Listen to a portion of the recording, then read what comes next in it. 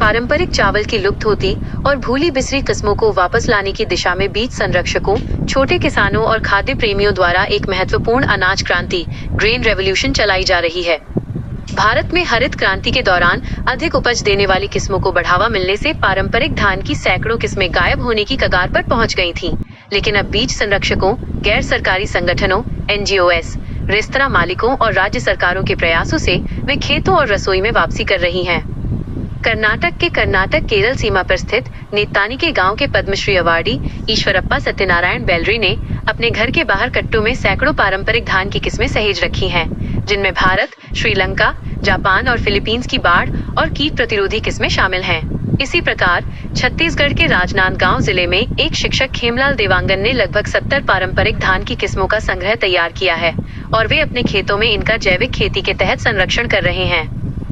इस दिशा में सामूहिक प्रयासों के तहत केरल के संगठन थाई और तमिलनाडु के क्रिएट जैसे गैर सरकारी संगठनों ने सेव अवर राइस अभियान की शुरुआत की, जिसके माध्यम से तमिलनाडु, केरल, कर्नाटक और पश्चिम बंगाल में पारंपरिक बीजों का पुनरुद्धार किया जा रहा है।